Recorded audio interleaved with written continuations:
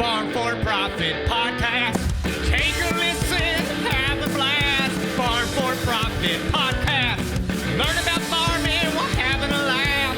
Farm for Profit Podcast. Hey, listeners, welcome back to the Farm for Profit Podcast. You got Tanner here. Corey's here. David's here as well. In studio. Did I miss the shirt memo today? Yeah, we wanted to put Must you in a have. shirt. We wanted to put you in a Farm for Profit shirt sandwich. I don't know. I just boogered on the microphone. I don't know that this topic is worth those shirts. Or are you trying to bring more fun to this topic? This is one of the most fun topics that anybody can talk about. And I mean that sincerely, because it might be one of the things that makes or saves your farm the most money this year. Yeah, I'm stressing out about it. Are you? This is a different year for me in the tax realm of things. And Podcast making you too much money? no, You need to have another kid. You get another tax advantage there. that's physically impossible now, Dave. It's physically impossible. We remember we had the frozen peas situation. Yeah, I that's think right. all our listeners are aware. What an intro to an episode like this. We appreciate you, listeners. Everybody, thanks for joining us. Remember, if you've got guests or topics, send them to farmforprofitllc@gmail.com. Also, hit us up on social media. Make some comments. Let us know what you think of what we're doing. And as Corey says, call us. Text us. 515-207-9640. Yeah.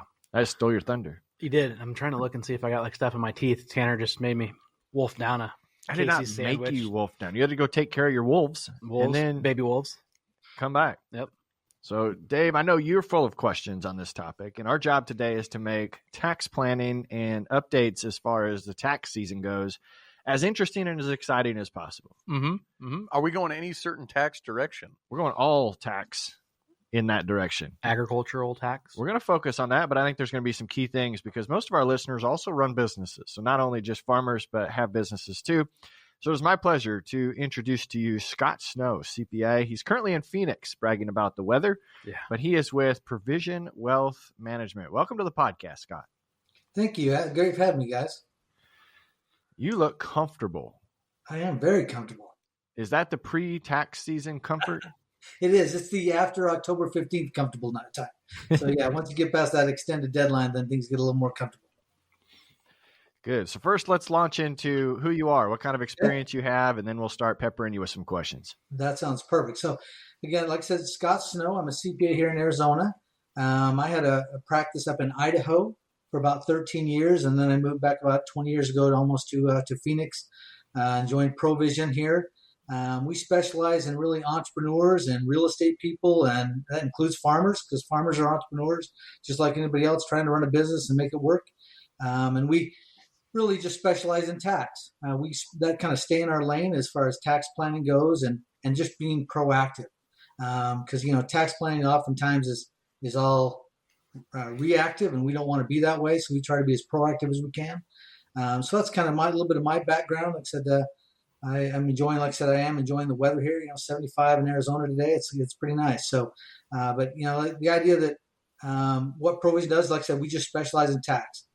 And I'm sure as we get talking here, I'm one of those weird guys that loves my job. I love taxes, and so I have a good time chatting about it. So, like I said, I'm ready for the questions. Pepper away. I hope I can answer everything, but like I said, we'll have a good time either way. If more money will solve it, then money is not the problem. You see, this is a common issue that we've had to face working with hundreds of family farms over the past 5 years here at Legacy Farmer. A lot of them come into our program looking to organize and structure their operations and really just know their numbers at a deep level. But they come in with this idea of thinking, man, if I could just get another 100,000, 200,000, 500,000, they would just solve all of my problems. But the reality is, and what we've seen, is that this is only treating the symptom. It's not solving the root issue that these operations are facing. And that is what we are fixing inside of Legacy Farmer. Over the past 5 years, we've helped hundreds of family farm operations go from chaos and disorganization when it comes to the finances in their operation to a place of confidence and clarity, so they're no longer shooting from the hip with every financial decision that they are making. If you want to learn more about how we are doing this and the proven process we built with hundreds of customers over the past 5 years, go to legacyfarmer.com and get started today. Well, that's good. I want to start with kind of an overall question. Was there much of a change to the tax code from 23 to 24? No. Not really. Actually, no changes like in laws passed or anything. There was a couple of, you may remember the Tax Jobs Act back in 2017. There's several provisions of that bill that have been phasing out. So that's the biggest one, with bonus depreciation going down to 60% this year versus 80% last year, and it goes to 40 next year. So there's some of the phase out stuff, but not any really big tax changes on the federal side for 24. And that plays a role in the way farmers are considering some of the decisions that they're making. Oh, it totally does. Totally does. Yeah, because if you're buying equipment or different things of that nature, you're thinking, okay, what are the rules? From bonus depreciation versus Section 179 depreciation, and balancing that out and making a decision how. Because oftentimes farmers are buying equipment, tractors, whatever you're buying, and you're saying, okay, what is going to be the best bang for my buck when I start taking deductions? And when bonus was 100%, it was a pretty easy decision. But now with it at 60%, now you got to look at that 179 and look and see what's going to be the best bang for your buck, especially as some of those provisions phase out. So as we record this, it is the middle of November. Tanner, when is the show going to come out? Probably beginning of December? Yep, first couple weeks of December. So trying to think, we only have a few weeks left. If you're running the, what do you call it, calendar year. Yeah, your fiscal year matches calendar year. Which I think most farmers do. What kind of things as a farmer should we be doing? I mean, I'm guessing we should have probably already met with our tax professional, but if we haven't, what should we be doing to get ready for next year or get ready for year end? That's a great question, Corey. The biggest thing is knowing where you're at financially. I know you guys talk a lot about that in your podcast. Just having your books up to date and knowing where you stand. That's kind of probably the biggest thing. So often farmers, I meet with clients or entrepreneurs that come in and say, hey, what can I do tax planning? And you ask, where are you at? They have no idea, right? Am I profitable? Am I at a loss? They don't have any idea. So that's probably the first big thing, is just knowing where you are, right? Whether you're doing your own books or you're having someone else do it for you, just knowing where you are right now, that gives you the idea of saying, okay, hey, is there some things that I can do, right? Is there some equipment I can buy? Is there ways to push income into next year? Is there ways to pull income into this year if I'm running at a loss and I want to make sure I should be profitable? There's a lot of things you can do, but the key thing is knowing where you're at. That's number one. And then number two, like you said, Corey, is meeting with your CPA, your advisor, your tax advisor, sitting down with them. Okay, this is where we stand. What are some options for me? Because you guys know everybody's situation is totally different, right? Their cash position is different, where they are in their crops or what things are going on. Everybody's different. So to answer, really knowing where you are, meeting with your tax person, your CPA, saying, okay, here's where I am. What things can we do if there is any year-end stuff that I can do before year-end? Because you want to be proactive, right? You want to know and try to make taxes work for you and not the other way around. So oftentimes people just they file their tax return in April or March and they say, okay, here's where I am. I either owe money or I get a refund, whatever it is. They're not being proactively looking at that. And so, like I said, the idea of knowing where you are, that gives you the flexibility to do things and maybe buy equipment or do different things to push income or pull income depending on what you need to do. So that's the two big things. If I can, where you're at. Can I try something here? Sure. Sometimes on the podcast, Scott, we do word association. So as I was preparing for a tax podcast, I just wrote everything down that I could think of when I thought of taxes. Okay. And so if you would indulge me here, I'm going to say a word and tell me how related to that word can a farmer benefit from this. Okay. So first one I had was sales tax. State and local tax, that's going to be part of your taxes. How you would benefit from that? Is there any way to help a farmer out with sales tax? There are some ways to be exempt from sales tax. Every state's a little different, so you got to be careful on which state you're in because sales tax is, like I said, local. So there are some ways to be exempt in certain areas with agricultural stuff. You can be exempt. So if you're in the states that you get exempt, making sure you have all that paperwork done so you are exempt. Right, so you're not just buying stuff and paying the taxes, not realizing that there was an option to, hey, can I not pay the sales tax? Very good. I got a question on that real quick. Sure. You sure that up. So say you are exempt. We're in Iowa, and we went and purchased something at Mills Fleet Farm for the farm. There isn't tax exempt deal that you can fill out there, but say you didn't. how should you handle that sales tax on that receipt when you're talking to your CPA? Is that something that you can write off since you should be exempt? Oftentimes there's a way to fill out a sales tax report, and you can put in different, like I said, every jurisdiction is a little different, but there are ways you can do that and apply for a refund of that sales tax in certain areas. Okay. There you go. Next one I thought of was property tax. All farmers pay property tax. How can you help us there? Well, first of all, it's fully deductible. If it's farm, it's related to farm activity. It's going to be on your farming activity, but also on your personal residence. Property taxes are going to be a deduction as part of your itemized deductions on your personal residence. Now, key thing you brought up there, David, one of the things that Trump is talking about doing, just jumping into that, there's a limit on taxes on your itemized deductions. It's capped right now at $10,000. That's the most you can take as itemized deductions as it relates to your income, state income tax, state property tax on your personal residence. That's capped. One of the Trump things he wants to do is get rid of that cap. So more property taxes and income tax for states would be more deductible on your federal return. That's something that's something he's talked about doing. Not done yet, but right now, like I said, property tax is always a challenge. If it's for the real estate in your farm, paying it now, you get a deduction in this year. If it's related to your personal residence, again, it gets capped at that $10,000. So sometimes there's not an advantage to paying it ahead of time. Okay, so I went sales tax, property tax. The next one I thought of was income tax. Just being proactive. Planning for taxes is a year-long thing. Oftentimes we talk about it now. Like I said, this is going to air in December. We're going to talk about people are trying to scramble to do things in December to save taxes. The reality is saving taxes. If I save taxes in February, it's the same as I do in December. So just being proactive in tax savings throughout the whole year and focusing on that, like I said, anything you focus on, you're going to be better at. And Corey, correct me if I'm wrong. If you don't sell your grain this year, then you don't have income this year. So do you have something for us, Scott? Should we be selling this year and show more income this year for any advantage that you see into next year? You also have the ability to defer. You can sell this year and defer the income until next year. Mm-hmm. Thoughts on that? That is a great question. A lot depends on, again, where you are, right? Do I need income? Am I showing, if I'm already at a loss, do I want to pull income into this year? Also, if you're in Iowa, you may remember they changed that tax rate to go into a flat rate starting next year. So that's going down to 3.9%. So obviously, if you're pulling income into this year, it may be taxed at a higher rate than if I wait till next year. So if you don't need the income this year and things are looking good and you can push some income into 2025, might be a good thing to do because of that lower rate on the state side. Yeah, I'm glad that you looked up Iowa because that was going to be a contribution that I had, was noticing that we go to that flat rate next. Right. So again, every state's going to be different, but I think after we play Dave's game, I want to go with the route of helping the farmers that are currently sitting with, looking at a loss for this year versus those that are sitting at potentially having to find some extra deductions and play those two scenarios out. But keep going, Dave. Sure. Got a couple more. Next thing I thought of was capital gains tax. Very applicable to farmers.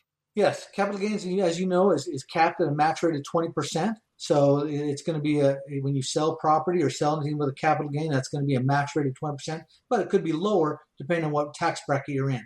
Could be as low as 0% tax bracket on that. So matching your capital gains with capital losses in a year is important, because if I have a capital loss, you may remember that capital losses can only offset against capital gains. If my capital losses exceed my gains, I don't get that. I don't get that extra loss. I only get $3,000 a year, and everything the rest of that I carry forward into the next year. So if I have gains this year and I have some losses I can maybe take, it might be worth taking those losses now when I have gains to offset them. So you don't have to, if you have a bunch of losses, they don't benefit me. I just got to carry forward. Did you hear what he said? It could be a different. It's not just 20%. Could be lower. And that's where I was going to go. It's 15 federally, correct? And then it depends on your income bracket for your state? Correct. Gotcha. So typically 8%, which makes me think of my next thing that came to mind, net investment tax. Maybe something that you probably don't think of, Corey, but I bet Scott will know something about it. Yeah, that's part of that 3.8 net investment tax that you get when you have investments that make money and you sell investment property. So it's something to kind of plan for. It's kind of hard to work around a little bit, to be honest with you. It's kind of thing you got to plan for because it kind of bites you in the butt if you don't realize it's coming. So, and this is 3.8% if you make more than a certain amount, correct? correct. That is correct. And Correct. remind me, is it 500,000? I think yes, that's correct. Over Okay. 500,000, you're going to pay that net investment income tax. Correct. You If on must the have sale- good investments, on because sale how do side. you know about this? Because we sell a lot of farms, and a lot of people have a low basis and a high return when we sell them, and so they make more than 500,000. So a lot of times when the farmers are talking with their tax preparer, they say, "Yeah, it's 15% federally," but they forget about this 3.8% that then sneaks up right when they're about to pay taxes, and they're like, "Well, hey, what's this 3.8?" I believe it goes to the Affordable Care Act. Correct. Is where all that money goes. Obamacare was where it came from. That's what I thought. Yep, that's how we're paying for that. A couple more. So Yeah. the next word that I had was tax deferred, Um, like Good. a 1031 tax deferred exchange. like a 1031 exchange when you're selling real estate and you defer the tax. Yep, just what I- tax deferred. Yes, tax deferred. We don't do a lot of tax deferred stuff like IRAs and those type of things because I just don't believe in kicking the can down the road a little bit. I'm more into the permanent tax savings only because one, the idea of doing retirement accounts, some of those pension plans, the idea is I'm going to take a deduction now and pay tax later when I retire. Well, I don't want to be making less money when I retire. I want to be making more money. So why would I kick that can down the road to do that? Now, I think your question, though, is probably specifically is about doing 1031 exchanges when it relates to real estate. And I can sell real estate. I can do a 1031 exchange. And as long as I buy another property or another real property that's equal to or greater to in value, I can defer that entire gain for as long until I sell it again. That there's a saying that out there, you 1031 exchange property until you die, right? You just keep rolling into the next property, and roll into the next property. Because when you die and your heirs inherit that property, they get a stepped up value at the date of death. So in essence, what happens is no one pays tax on that growth if you keep doing that 1031 exchange. A beautiful concept. But there's a lot of rules when you're doing that 1031 exchange. You got to make sure, because there's a lot of dates and times and do things to make that happen. But you can defer that tax on the sale of real estate. It's fantastic. Guys, only thought of two more words with taxes. One was tax depreciation or write-offs. Okay. Depreciation, again, as most people, your listeners probably already know, when you buy a piece of equipment, the IRS requires you to spread that deduction over time. And it's depending on what the equipment is, 5, 7, 10 years, whatever it is. But with the new rules, there's this bonus depreciation we talked about a little earlier, where that allows you this year in 2024, it's 60% bonus depreciation, which allows you to take 60% of the cost and write it off in the first year. The other 40% you're going to spread over time. Or you could, if it qualifies, you could take Section 179 depreciation, which is just another way of doing it, which would allow you to expense the 100% of it off in the first year. So there's lots of different ways. Or, hey, I don't really need deductions this year. I'm going to spread it over time. I'm not going to do either one of those. You can do that as well. So with depreciation, we used to joke, you go to your accountant and he says, what's 2 plus 2? And your accountant says, what do you want it to be? Right? And that's kind of the way it is with depreciation of equipment. There's so many different ways to calculate it. Whatever you need, we can kind of figure out what you need, and that's the way you would elect to take the depreciation. I had one more word that I thought of, guys, and then I'm done. And that is, are you sure? When we had IRAs, I think of pre-taxed IRAs or post-tax IRAs, and maybe I've never thought about how that applies to a farmer, but maybe Scott has some advice. Yeah, I think that, as you know, there's the two types of IRAs. There's the traditional IRA, which basically is tax deferred. And there's another IRA called a Roth IRA, which is you get no deduction going in, but when you take it out after you retire, there's no tax on that growth, right? So as you're putting money in there, if you're putting in a traditional IRA and you're taking a deduction for that you have the opportunity to roll from the traditional IRA to the Roth IRA. And why that makes something different. If you have a year where your income is down and you're in a low bracket, it might make sense here before year end to roll some of that traditional IRA to a Roth IRA so then it grows tax-free forever. You're never paying tax on that. Pay the tax now, but hey, I'm in a down year, I'm in a lower bracket. It may make sense to do that now versus, hey, I'm going to take it out, maybe my income's higher and I'm going to pay higher taxes. So again, knowing where you're at, hey, if I'm in a down year, maybe there's an opportunity there to roll from that traditional to the Roth at this time. And the theory there is because you pay the tax now because do you think taxes are going up or down in the future?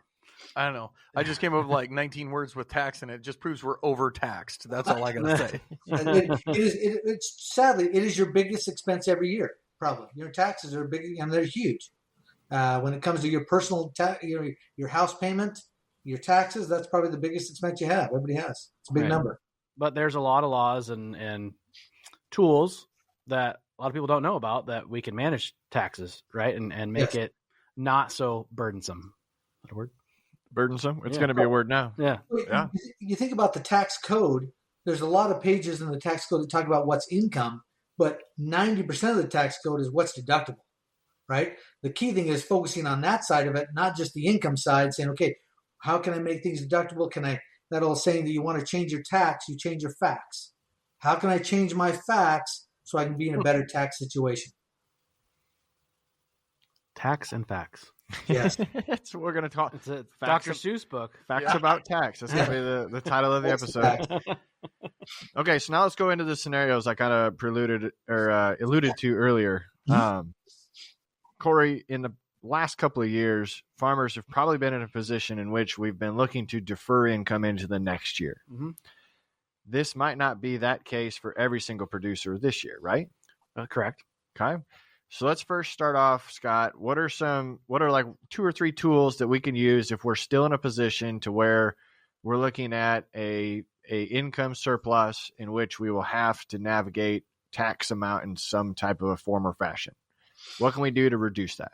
Well, certainly you want to make sure that you cover all your expenses. You want to take advantage of all the easy stuff, right? If there's things you're a cash basis taxpayer, you want to certainly take advantage of all the bills and different things you can pay for to get as many deductions in this year as you can. Then you start looking on the edges saying, okay, is there other things? Is there equipment that I need to buy? Maybe I'm going to be buying it in the next few months anyway. Could I buy it this year and take some extra deductions with that equipment? Is there certain things I can stockpile on that I can take a deduction because I'm cash basis? Some different rules on inventory. You got to be a little careful on some of that. But there are certainly some opportunities there if you're looking for extra deductions. Certainly, we talked a little bit about pension plans, putting some money away in pension plans. You mentioned we're talking about just deductions, but also is there opportunity, as Corey mentioned, is there opportunity to push some of that income into next year, right? Can I take some of that income into next year, which one would lower my tax? But again, you got to understand what you're doing is you're kicking that can down the road. Now, obviously, kicking the can down the road with Iowa is going to be a big deal because you're going to have a lower tax rate in Iowa next year. With Trump winning the presidency here, was that just last week or 2 weeks ago now, the chances are that the federal tax rates are not probably going to increase next year, where if under Democrat president, that was most likely going to change at some point. Don't know when it would have changed. So by moving income into next year, you're not going to necessarily hurt yourself, especially with the state tax going down. So that's where I would focus on, say, what can I do from a deduction standpoint? Are there deductions that I can take? Always cognizant of your cash position. When I work with farmers, that was always my biggest challenge. They'd come in and say, hey, I want to spend some money. I need to buy some equipment. I said, where are you at from cash? I have no cash. Can you borrow money? I can't borrow any money. And right now, borrowing money, interest rates are not kind to us right now. So if you're in a position like that, it's just tough that you don't have the flexibility to do much. And so you're just maintaining some flexibility there gives you opportunities to do something here before year end. Yeah, I used to always make that joke of I loved networking and being associated with accountants and CPAs that were valuable to the relationships that we created in our area. But I also hated them at the end of the year because my clients would come and want to borrow more money because they were told they had to go buy something. Right. Yeah. And sometimes, which is good, you just don't want to buy something you don't need just to avoid taxes. Right. Totally agree. I saw it. They would say, guy coming to me, I say, hey, I'm going to buy a new truck. I'll save taxes. I said, didn't you just buy a new truck last year? Do you really need a new truck? Well, no, because, vehicles are not going to appreciate in value. So yes, you would get the deduction, but the reality is, it doesn't benefit as much because one thing that David talked about when he talked about 1031 exchanges. Now, if I'm old school enough to remember, when you bought new equipment and you traded in old equipment, that was a 1031 exchange, right? I could sell equipment and buy and trade that in and defer that gain. Well, part of that tax act that we passed in 2017 made 1031 exchange or like-kind exchanges only apply to real estate. Mm-hmm. So if I take my truck that I wrote off completely in 2023 and I go out and buy a new truck and I trade that in, guess what? I have a gain on that trade-in. Recapture tax. Yeah, recapture on that depreciation. So now I have a gain. Yes, I'm buying a more valuable truck probably, and it's going to be more expensive. So I get a differential difference between that recapture and my extra cost. But the reality is, like Corey said, if I don't need a truck or you don't need new equipment, don't spend the money on new equipment just for the deduction, because most likely it's not going to, I mean, incremental, maybe a little bit of savings, but not much. It'll go down in value too fast. Yeah, if someone needs to hide money, they just need to make the check out to Farm for Profit. Yeah. You'll get plenty of value. You get all kinds of value. It'll appreciate and podcast. So you're returning CPA in December. That's right. That's right. Okay, good. So now let's flip the script. This might be the first time in a couple of years that we're looking at the shortage. We might be approaching a loss. Dave's farm is experiencing a loss this year. What are some things that we could do to maybe set up next year or years to come that we could take advantage of filling that gap right now? Well, the nice thing about it is you guys, as you realize, if you end up with what they call a net operating loss, okay, so that's basically on your tax return, overall it's a negative number, which does happen with depreciation and with, depending on timing of when you get paid on different things, you could end up with this net operating loss. Key thing to remember is that net operating loss amount is carried forward into 2025, right? So if I end up with a loss, even though that stinks and you hate to have a loss, but hey, let's make sure. So that's why I met with a client actually just this morning. She's going to be in a loss situation. The idea is she goes, well, I don't need any extra deductions. I go, yeah, but remember, if I take more deductions this year, that net operating loss gets larger. So I'm carrying more loss into the next year. So I'm basically starting out negative next year. So if I have a bumper year in 2025, I'm starting out with some extra deductions. So you don't want to leave deductions on the table, even in 2024, even though I'm a loss, I don't need any deductions. Well, I can't get those deductions next year. So you might as well take them this year, create that NOL bigger, make more loss there created so I can carry more into 2024 or 2025. Now, obviously, having a big loss in a year always creates challenges with people, entrepreneurs and farmers alike, when you're trying to get financing, right? That's always a big balancing act. Hey, I got this big loss. So you got to make sure you're talking to your finance people, your bank people, and say, okay, this is what's going on. Keep them, they're part of your team, working with them to make sure, hey, I'm going to have this loss. This is what's going on, and to make sure you don't cause any problems down the road. That was good. I think that was a good look at two different approaches overall that our listeners may be focusing on based upon their individual operations. What do you see as you've met with clients over these years? What are some common mistakes being made or some common areas that are getting missed? So if they're going to go into their meeting with their tax guy this year, what's something we can have in our pocket? Yeah, a couple things. One, farming and entrepreneurs in general tend to be focused on making money, which is the right thing you should be doing on. Bookkeeping tends to be secondary, if not third, right? And so focusing on that, getting to know where you're at, that, like I said, that's number one, and making sure you're using the right card, the right credit card, the right bank card to pay for different expenses, to capture those expenses. If I accidentally use my personal card to pay for some things, I want to make sure I'm capturing those. And so going through and making sure I have all those expenses in. That's an easy one off the top. Just make sure you're capturing everything. Then you look at some outside deduction, like, okay, hey, can I deduct a home office deduction? Right? Is that a deduction for me? I'm working for my home office. I do all my stuff in my home office. And I know we used to take that a lot pre-COVID, but when COVID happened, all of a sudden everybody was working at home, and that became a bigger deduction, right? A lot of people, more people were doing it. And so that's a home office deduction. Most of not all farmers, almost all their vehicles are on the farm or related or being deducted on the farm, but they might have a personal vehicle. Did they do trips in that? Can we take mileage deductions at 67 cents a mile on that vehicle? Like I said, for example, I use my wife's car and we do business trips sometimes for work. Okay, great. I don't deduct her car, but I can take mileage on her car and take a deduction for that as a business deduction, right? Other things I know you guys have talked about in the past. Can I pay my kids, right? Can I put my kids to work on the farm? As a guy that grew up on a farm milking cows night and morning, I don't think my dad ever made a dime, but great way to raise kids, right? And so the idea of can I pay my kids, because they're a great little tax deduction, right? The first $13,000 they make as an employee, they pay zero tax on, right? So that's a full deduction for you, no income tax for them, Beautiful concept there. So things like that you want to say, hey, there's things right here by the end of the year I can bonus out to my kids and get some of those deductions before the year end. Good question. You know what? Remember that commercial we did where my daughters, who was that for? That was for Sukkot. Yep. Yeah. And we got the listeners that wrote in saying that kids don't have a place at all on our podcast and he doesn't want to hear them. Now they do. They do. Look at that. $13,000 place. It's a $13,000 place. We They just get paid better than I did. Corey, I told you when we started this, you need to have more kids. Yeah. The key thing with paying kids, and to be fair, I paid my kids when they were growing up. My kids are older now, and it doesn't make any sense to make that happen now. But the idea there is it just has to be reasonable for what they're doing, right? You know, over the years, I've seen a lot of extreme cases. A kid paid his 3-year-old $25,000 a year to empty the garbage can once a month. Okay, that's not going to fly. I mean, you get audited, there's just no way to argue that. But understand, it doesn't have to be the full $13,000 either. Any money you pay them is going to help you deduction-wise. You can pay them $1,000, great. Saves you $300 in taxes. I mean, so the idea that any amount you can pay them is just going to be a benefit. And putting them to work, like I said, that's a kind of an off-tax, off-balance sheet thing.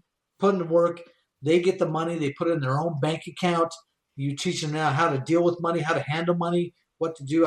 I used to pay my kids. I made them buy their own school clothes. I made them buy their own laptop. You know what I mean? Things like that. I actually, true story, I had them pay their own way to Disneyland. You know, it seems they thought that was kind of cheap for old dad, but reality is I paid them for work they did. They used their own money to pay those funds. In essence, I figured out a way to deduct those kind of trips. Beautiful thing. Ah, that's the roundabout way. There you go. Is there a red flag? You always give them money. Let them pay. Is there a red flag if, end of the year, we're thinking about it and our kids have been working, but we don't have accounts set up for them. And so we say, hey, we're going to pay you for this whole year. Here's $10,000. Is that a red flag or should we make sure we're doing it from day one? And here's $100 a month. Here's whatever. Yeah, ideally, yes. Doing it every month or doing something for each project or whatever they do, paying them on a regular basis is ideal.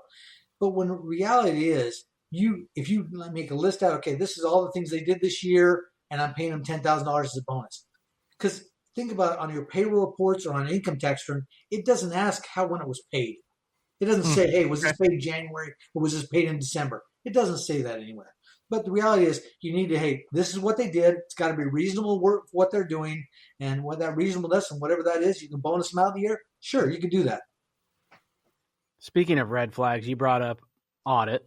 Uh-huh. Is there anything that throws red flags to the audit police or the people that come do that we could avoid? Is that just a random process? What's that look like? Like I said, I've been doing this about 30 years. It seems to me it's a little bit of just randomness. Now, there are those times where I have clients that get audited because there's something on the return that looks just really out of place, right? That does happen. But typically, if you're working with a CPA and an accountant, they're going to present it in a way. That's where the art of doing taxes comes in. They present it in a way where you don't have any challenges like that. But there isn't really, like I said, I'm not really scared of audits because unless I'm lying, cheating, or stealing, okay, I'm not. I mean, I bought something that was supplies that accidentally got categorized in repairs. Okay, that's not, I'm not, no big deal there. I have good books and records. I've had good books and records because under an audit, good books and records win and bad books and records lose, right? So the idea is if I'm good, keeping good books and I'm not lying, cheating, or stealing, okay.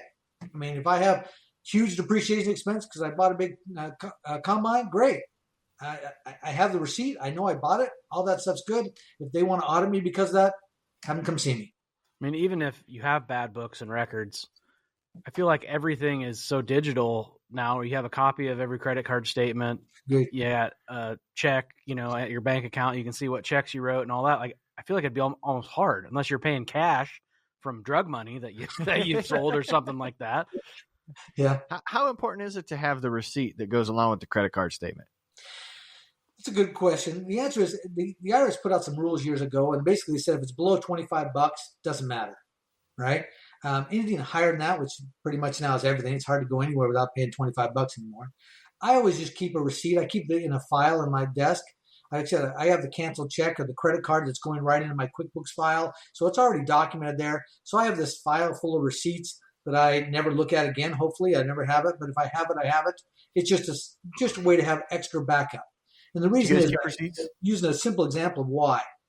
I had a client that bought gas for a trip. He's a farmer. He went out. He was buying some feed, and he bought gas. And the auditor did not believe he actually took that trip. I have the receipt for the amount, but what I had when I found the receipt, and I got a hold of a copy of the receipt, it showed he actually he stopped at a gas station and bought a candy bar and a Coke. And when he did that, I had the date and the time of it to prove he was at that location, because we took the mileage for that. And so that receipt just helped back up that he actually went on that trip. So I save the receipts. Hopefully I don't have to use them, but you're right. In the digital age, everything, I mean, now you can upload right from your bank statement right into your QuickBooks file. I mean, it's easy to capture more stuff than having to record all your receipts now. Pay cash for nothing, though, just for a record. Pay cash for nothing. Always get something kind of electronic so you have the documentation. Farmers, protect what matters most with Sukup Manufacturing. Proudly family-owned and made right here in the USA, Sukup is your go-to innovator for grain bins, dryers, and other grain storage solutions designed to keep your hard work safe. Corey, how did your bin site run this fall? Flawlessly. Our fall was fast and furious. We didn't have to dry any corn, so I didn't have to use my mixed flow dryer for drying. But I did use it to meter out grain into my air system because we don't have a leg. So that worked great. All the electronics worked great. The bins worked fantastic. The fans worked great. And we're getting ready to actually haul some out to core our bins and use our drag system from Sukup. Hey, there you go. With Sukup's unmatched quality and support, you get peace of mind just like Corey to make sure your grain stays protected. Sukup leads the way with reliability and performance. Visit Sukup.com today. Yeah, so Dave, we've got a blue folder in my house, and that's where I shove the receipts. Kind of the same way. I never look at them again, but the blue folder, and then they go into a manila envelope that has the year written on them. However, I made a mistake today. I bought these guys lunch. It was a big spender. It was $27.41, and I did not get a receipt. Yeah, it's $2 over. It is. I didn't realize it was still $25. I thought that area had gotten a little higher.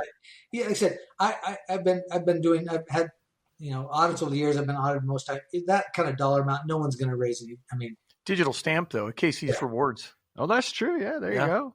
But that's a good point. And I liked what you said a little bit ago, Scott. The fact that maybe don't put so much pressure on yourself on, was this actually supplies or was this feed or was this repairs? I mean, it's a legit farm expense. We get that. But if you're agonizing over the fact that, this receipt had 2 bags of feed and a wrench on it, that can be considered feed. Yes. And it'll all wash itself out in the end if we ever have to get into that detail. Yeah. And if auditor wants to get into that kind of detail and split that out, have a good time. I mean, that's because it's still deductible either way. It's still a business expense. Where you would get in trouble, you say, I go out and buy a bunch of feed and I buy a 4-wheeler that I don't use on the ranch, or I buy a snowmobile. Okay, am I not using on the ranch? Then you might get a little trouble. Yeah, I need that snowmobile to get out to the livestock. That does happen. A couple of days a year, that's true. It probably is. In Iowa, for sure. There was last year, for sure. But I heard you no snow yet, right? No, there's some in the forecast for next week. I don't think it'll stick around. Hopefully by the time this show airs, we're not scooping our driveways. No. Yeah, I'm not ready for that. Yeah. So some more questions. You've kind of already alluded to the fact that more than likely with the projected administration that we have in place, we're not going to see tax rates increase. I would agree with that. Do you think there will be a decrease? There might, actually. There's a couple things that President-elect Trump talked about. Like I said, now that the Republicans actually control the House and the Senate, I think a tax bill would be easier to pass. If he didn't control one of those, that might be a little tougher.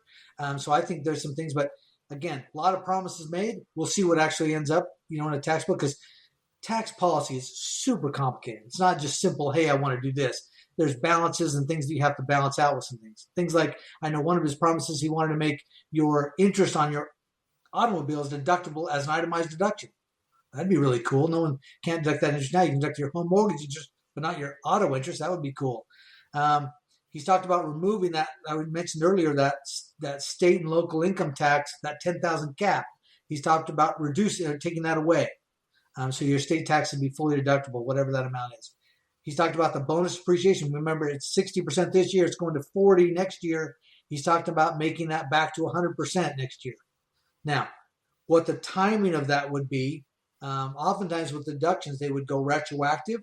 Typically, if things increase, they don't only go forward. If they're going to raise taxes or do something that would actually increase taxes, that would only go forward. But oftentimes, with extender bills and things they do, they could retroactively go back to 1/1/25 and change that bonus depreciation, make it a higher number. Other things he's talked about. If you're not familiar with a qualified business income deduction, which you may remember as a business owner, if you have a business that flows through, you get that 20% of that net income off the top as a deduction. If you meet certain qualifications with payroll and different things, that you can get a 20% deduction. He's talked about changing that and maybe making that a little higher. The reason is because he wants to make the corporate tax rate, which now you may remember is a flat rate of 21%.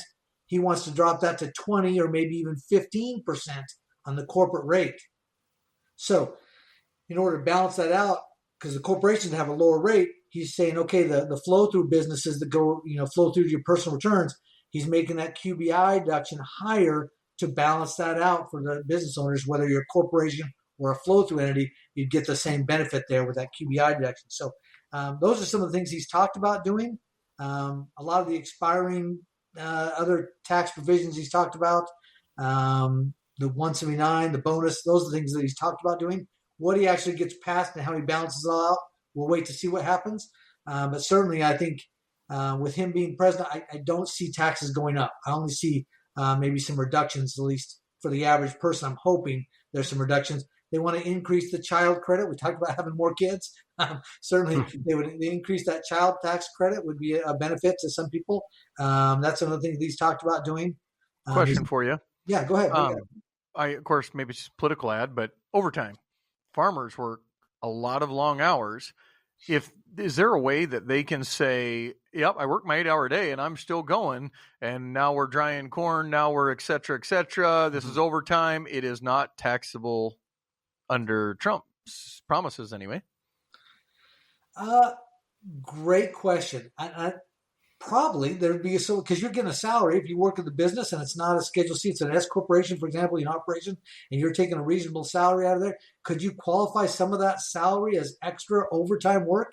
And how they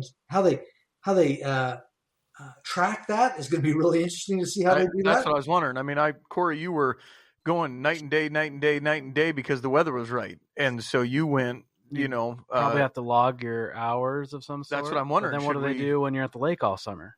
Right. Is it going to be based on a weekly basis? Is it that's why we need to get paid by the hour, not salary. So yeah, because there's 2,080 work hours in a year. So are they going on a weekly basis? Is it on a monthly basis? Is it an annual basis? What would they base that overtime on? Because you're right. I mean, we're accountants. We do often that same thing. In the summer, I may not be as busy, but there's about 4 or 5 months out of the year where I'm working crazy hours. Right. So he said more than 40 hours a week. That's what I remember from the ad. So I'm just saying it's just weekly. Every farmer would be working 4,000 hours a year. Yeah. There. You know what I mean? Yeah. But honest to God, goodness that, this could be a deduction if you play your cards right. You'd have to probably track your hours. No matter what, you have to track those hours, log your hours of some way to do that. And how that each farmer is going to do that. And any hours over that 40 hours, I know most farmers most of the time of year would love to work 40 hours. That would be cool if I could just work 40 hours. That would be awesome. But yeah, somehow they're going to have to track that. That means there's going to have to be some reporting on the payroll reports of some sort of hours and how much were overtime hours versus non-overtime hours. John Deere Ops. It's going to be interesting. There you go. I'm working. Clock in button on your screen right here. There you go. Yep. I'm sure they'll develop an app for that, right? Oh, I'm sure. Mm-hmm. Yeah. So we've got listeners of all ages, and we've got listeners of all ages that work together. As we look at, the aging demographic in all industries, not only agriculture, have you worked with succession planning? Do you have any tips that farmers could look if they're looking to pass to the next generation? Yes. And again, I hate to be a broken record here. It's all about planning for that ahead of time, right? No one knows when tomorrow they're going to get hit by a bus, right? So the idea of planning, coming up with, do you have a living trust? Do you have ways of, okay, if I'm going to, if something happens to me, what happens to that? And then the next thing, which I'm between the old school and the new school, so I'm kind of in the middle here. And that, I remember my dad, his estate planning, he would tell you about it only if you actually, till he died. He wasn't going to tell anybody about it. And that's kind of that old school mentality, keeping it close to the vest. You really got to plan, and you got to share. You got to talk to your kids, people that are going to be involved in this, that are going to be handling your estate. You got to talk to them, let them know what's going on. So that's the biggest thing there. Also, as you know, there's that lifetime exemption, a gifting lifetime exemption you can take advantage of. Now, that's one of the things that's supposed to sunset and go away, right? So that's part of that that's going to be phased out. That's supposed to go. It's like 13.6 million today. It goes up again next year in 2025. In 2026, it goes back to 5 million, unless Trump does something to make that permanent. There's talk that he's going to make it about 10 million in index. Don't know what that's going to look like. So from your estate planning tool, is there things I can do if that is not changed and it goes back to 5 million? Is there trust that I can set up? Is there different things that I can do now to take advantage of my lifetime exemption ahead of time? Yeah, I know that in our realm and our circle, we get emails, and even amongst the three of us, try to put some strategic plans together when it comes to transferring assets or acquiring assets like land. And I know we get asked a lot, and we've done a lot of Excel spreadsheet calculations on buying land on contract. Does that actually provide the seller a tax benefit? For example, if it's $15,000 an acre in value, if you were able to negotiate a $14,000 purchase price, but pay them 5% interest over a period of time through this contract sale, is that beneficial to the seller, and then vice versa the buyer? The answer is it depends. I hate to give you that bad answer, but the reality is that's basically what they call an installment sale. So basically, you're spreading the sales over years, several years. As you basically recognize the income and pay the tax as you get paid. So if I get, you spread, like say your example of $15,000, I'm going to get $5,000 for the next 3 years. Okay, so I pay tax on the first $5,000, and I just spread that tax over 3 years. Now, depending on your tax situation, having one bumper year may throw you into extra brackets, may do things to affect your taxes, where spreading the tax out may help you in a long run. Further, as the seller, I'm also getting 5% interest. So if I got paid that money up front and I invested it, could I get 5%?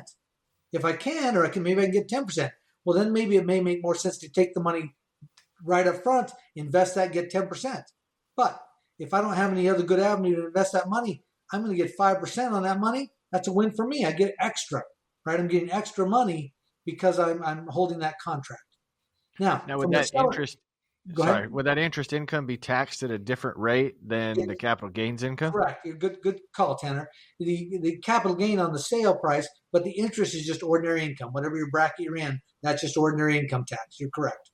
But from the seller, he can spread that tax out. From a buyer, not much difference. But again, if he's having to borrow money to buy that property, what kind of rates can he get?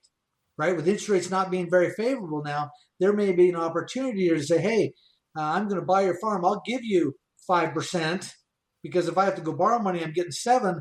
It might be a better deal for the buyer to have that contract and pay that percentage if I can get lower than what I can get if I can finance it. If I hop in here, one thing, Tanner, if you sold it at a lower rate, the buyer might not benefit from that because now they have a lower basis as well of what they paid. So they might have to catch that down the road. But if they plan to long-term hold it, it doesn't matter. Then it doesn't matter. That's Or 1031. Yeah, correct. Scott, just to what we're talking about there, capital gains and ordinary income and the difference between the two of them. I had somebody ask me the question I didn't know the answer to the other day, and they said, do I have to pay capital gains if I don't qualify in a certain tax bracket? They said they're married, filing jointly, and make under $50,000 a year. So they said we're not in a tax bracket that makes us pay ordinary tax. We're exempt. They said, well, if we sell the farm, it'll be exempt as well. Yeah, there are opportunities that we have a zero tax rate depending on your income level. There can be a zero capital gains rate. You're correct. That is correct. Really? Okay. Yeah. But again, there's a lot that's what I was wondering.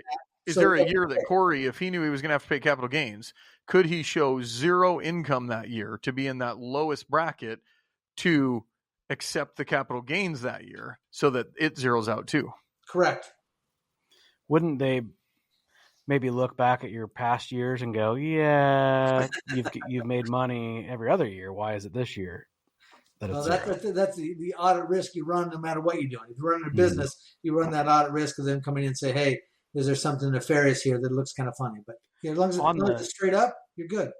On the capital gain side, wasn't the Biden administration trying to raise capital gains to a larger percentage? 44%. Well, they talked about just getting away with the benefit of capital gains. So capital gains would be just taxed at ordinary income level. They basically take away the tax break for selling capital gains. That was kind of the goal. They never got it done. It never happened. And with Trump now being in office, that's gone. So the idea of capital gains rate staying the same, I'm assuming it's going to stay that way going forward. Hope. I mean, it's something that in 4 years it could be another issue. Right. Agreed. That's where the 1031 exchange that Dave was talking about. I mean, if you are going to pay capital gains, hey, is there an opportunity to do 1031 exchange? Let's say I'm a farmer and I got all this land and I'm getting ready to get out. I'm going to sell that land and I'm going to go out and I'm going to buy, an apartment building. Okay, I can do a 1031 exchange. I'm not a farmer anymore. Now I'm a landlord and I own an apartment complex and I collect rent every month. You could do that and have paid no tax on that sale. It's a beautiful concept. Yeah. At some point we should do a show about taxes, where they go to, and the benefits of all of these rules that, why it's benefiting to do a 1031 exchange, to people and all that. So people quit naysaying, well, why does Trump have to pay, near zero taxes? He's a billionaire or whatever. He's creating jobs. He's doing all this other kind of stuff. He's using the tax law that was put in, Yep. That's a benefit to you. That's actually a great point. I saw that, I love the advertisements, all that, we're in Arizona, so we're one of those swing states where the political ads were just crazy. And, they talk about, Trump didn't pay any taxes. Well, and everybody would get mad at that.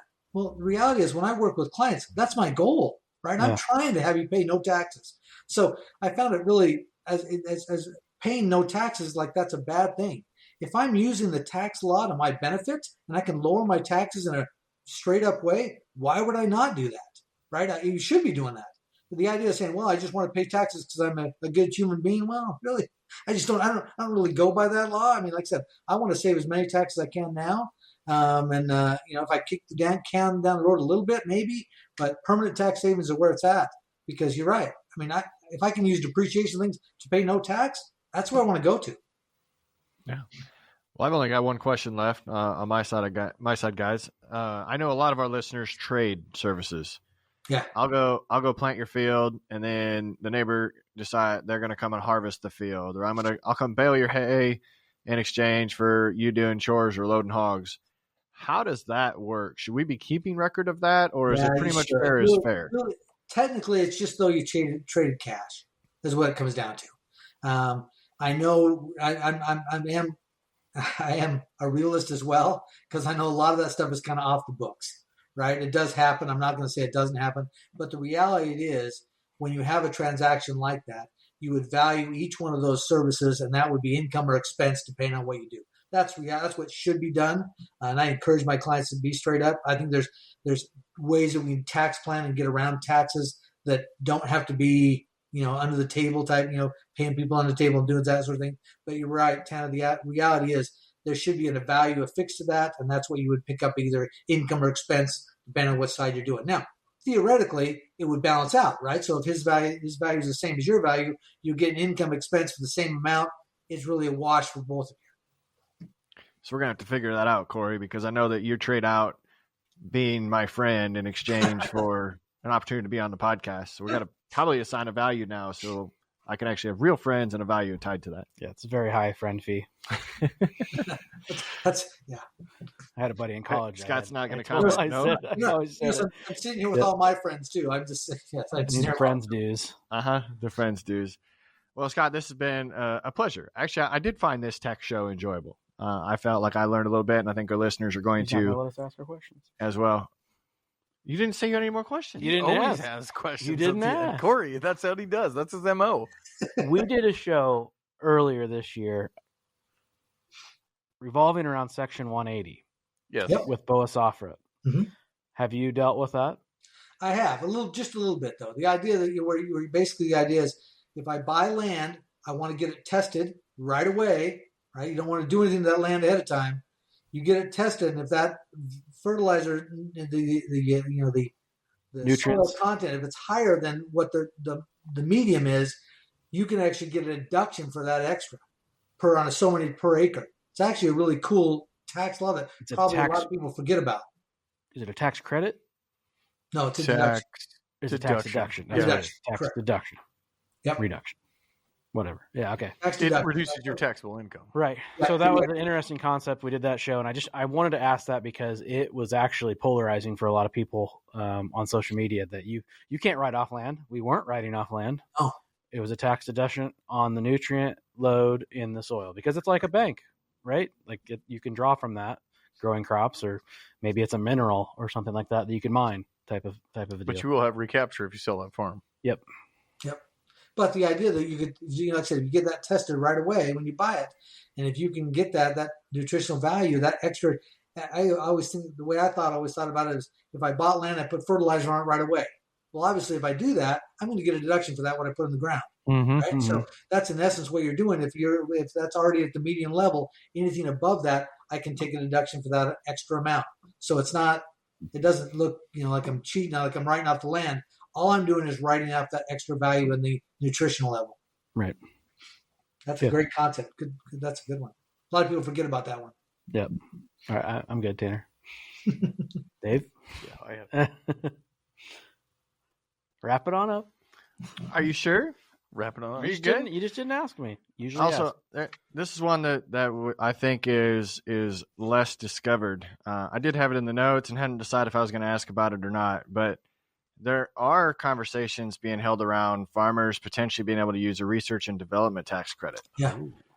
And we've had some conversations that we have not aired based around this, but can you shed some light on maybe how that works? Yeah, basically, the research and development credit. Basically, what happens is it's when you improve a process, when you do something that improves something that the way something is done, you can actually get a credit. Now, that's one thing that's different is this is actually a credit, not a deduction.